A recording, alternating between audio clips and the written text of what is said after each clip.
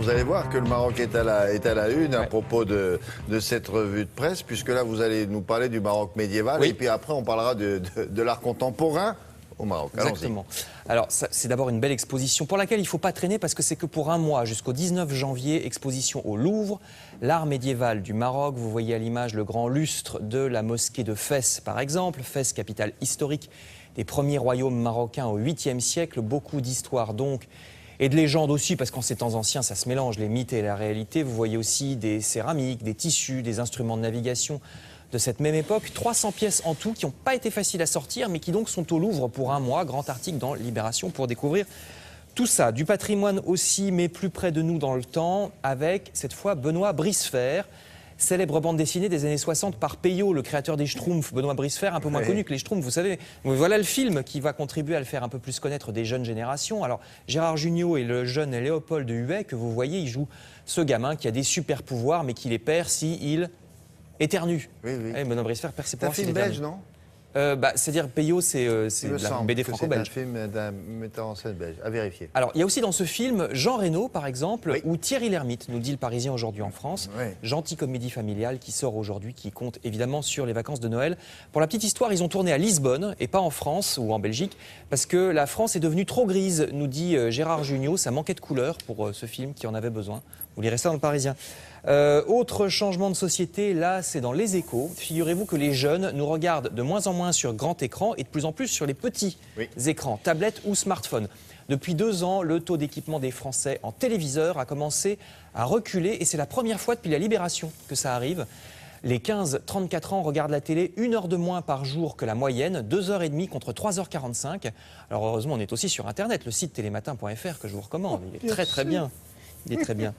Et alors les jeunes, avec leur smartphone, en plus, ils vont au McDo. La France, nous dit Libération, est aussi le seul pays au monde où McDo va très bien, phénomène culturel dont on ne sait pas s'il faut s'en réjouir ou pas. La firme américaine a baissé de 4,5% aux USA, par exemple, alors que chez nous, elle augmente au contraire de presque 5%. Dans le pays de la gastronomie. Voilà. Alors en fait, c'est pas si inquiétant que ça, nous dit Libération, parce que ça vient du fait que les fast-food en France font plus d'efforts que dans les autres pays.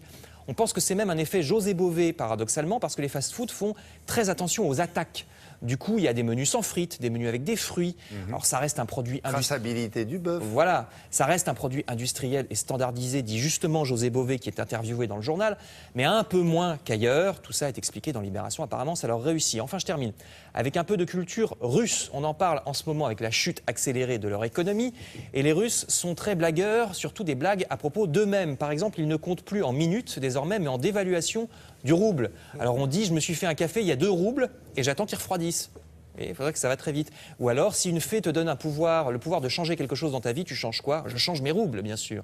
C'est tout un florilège de blagues. À l'ouverture ce matin Dans de la 20 bourse minutes. de Moscou, ça a remonté, mais très, très légèrement. Ils attendent la conférence de Poutine demain. Merci beaucoup.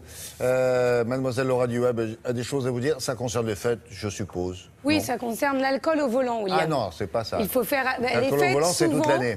Souvent, justement, lors de ces périodes-là, on a tendance à consommer un peu plus d'alcool que d'habitude et parfois à prendre le volant. Donc, pour sensibiliser au danger de l'alcool au volant, il y a une opération de street marketing dans les rues de Toulouse. Qui a lieu en ce moment. Et donc, on a reconstitué finalement des véhicules après avoir été accidentés et la photo de la famille qui est décédée lors de cet accident parce que trop d'alcool. Si. Et dans les rues de Toulouse, ça a saisi un peu tout le monde. Vous avez voilà, tous les véhicules qui ont été accidentés. Et les personnes dont on voit la photo, là, c'est ceux qui ont disparu, du coup? C'est ça? C'est ceux qui ont été tués, voilà. Oh là là. Après avoir bu quelques verres de trop. Donc au moins, voilà. Ouais. Et on sait quel impact ça a eu sur les populations, on ne sait pas pour l'instant. On sait que pour l'instant, en tout cas, ça sensibilise beaucoup les Toulousains. D'accord, merci beaucoup.